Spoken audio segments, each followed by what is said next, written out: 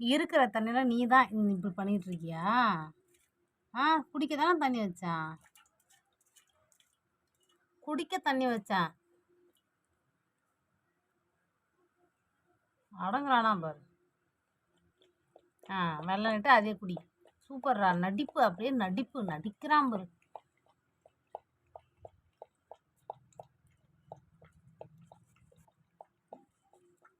இவ்வளோ நேரம் விளாண்டே ஏதோ பண்ணி அதுமாரி பண்ண வேண்டியதானே.